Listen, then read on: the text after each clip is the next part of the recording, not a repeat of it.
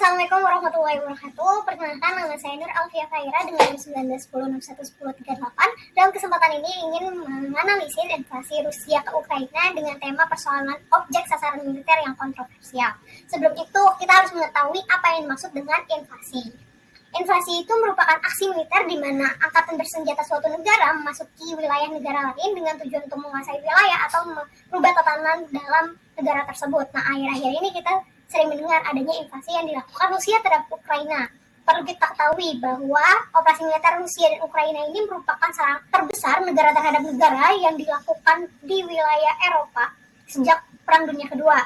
Nah, sebenarnya isu operasi militer ini sudah sempat tercuat dan dapat diperkirakan sejak tahun 2014 dengan adanya resolusi penolakan supremasi Rusia. Nah, kemudian isu ini terus berkembang dan bulan November 2021 ditemukan citra satelit yang memperlihatkan penumpukan pasukan militer Rusia di perbatasan Ukraina. Namun, atas temuan tersebut, Presiden Vladimir berikan pernyataan pada tanggal 15 Februari tahun 2022 bahwa telah menarik mundur seluruh pasukannya yang berada di perbatasan Ukraina.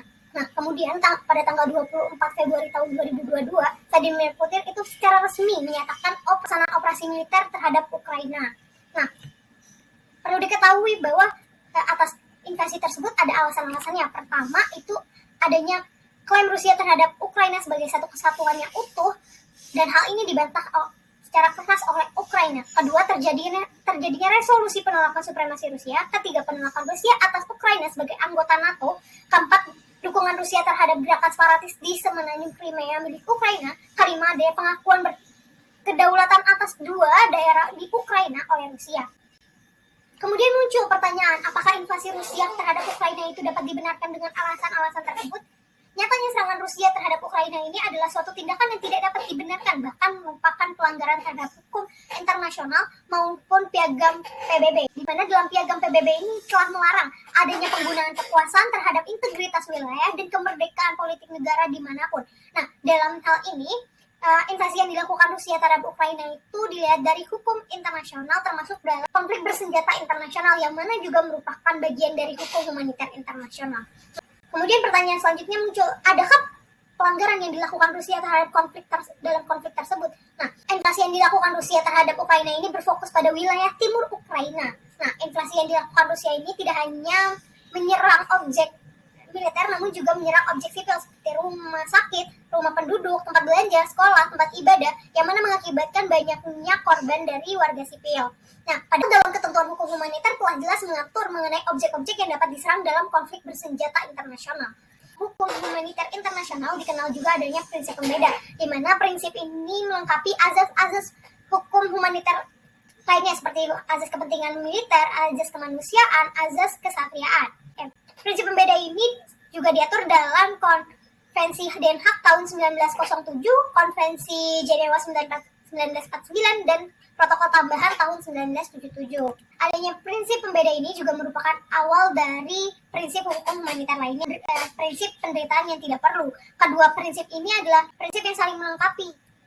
Konflik yang terjadi antara Rusia dan Ukraina ini sering adanya pelanggaran terhadap prinsip pembeda. Nah, hal ini dapat dilihat salah satunya dalam serangan kepada salah satu sekolah yang ada di Ukraina pada tanggal 8 Mei 2022, di mana sekolah tersebut digunakan sebagai tempat pengungsian bagi 90 warga Ukraina, yang mana akibat serangan Rusia di tempat tersebut mengakibatkan 2 orang meninggal, 28 orang mengalami luka-luka, dan 60 orang lainnya masih tertimbun dalam peruntuhan bangunan yang diperkirakan seluruhnya telah meninggal dunia. Dan dalam pernyataan resminya, Presiden Ukraina juga sempat menyatakan bahwa 400 fasilitas kesehatan juga mengalami kerusakan akibat serangan Rusia di Ukraina. Sehingga dari dua hal tersebut telah terlihat jelas bahwa adanya pelanggaran hukum humaniter yang dilakukan oleh Rusia dalam invasi tersebut. Nah, kemudian atas pelanggaran tersebut muncul suatu pertanyaan terakhir. Apakah Rusia maupun elit Moskow dapat diseret ke pengadilan internasional? Perlu ketahui bahwa pengadilan internasional yang berwenang menyelesaikan perkara pidana itu ada 2, ada ICJ dan ICC. ICJ, putusan berdasarkan jalur damai, namun jika putusan tersebut tidak dapat atau tidak mau mau dilakukan oleh Rusia, maka perkara ini akan ditangani oleh Dewan Keamanan PBB. Namun perlu diingat bahwa Rusia dalam hal ini memiliki hak veto, sehingga putusan atau resolusi yang dikeluarkan oleh Dewan Keamanan PBB ini dapat ditolak oleh Rusia untuk dijalankan. Sehingga harapan terakhir penyelesaian sengketa ini melalui pengadilan adalah melalui ICC. ICC sebagai pengadilan internasional dapat memiliki wewenang untuk melakukan pengadilan dan menegakkan keadilan bagi sengketa pidana internasional. Nah, walaupun dalam hal ini Rusia dan Ukraina bukan merupakan negara yang meratifikasi Statuta Roma, namun berdasarkan ketentuan pasal 11, 12, dan 13, Statuta Roma itu memberikan wewenang pada ICC untuk menyelesaikan sengketa bersenjata internasional yang dilakukan oleh negara di luar anggotanya. Baik, sekian analisis dan penjelasan dari saya. Kurang lebihnya mohon maaf. Assalamualaikum warahmatullahi wabarakatuh.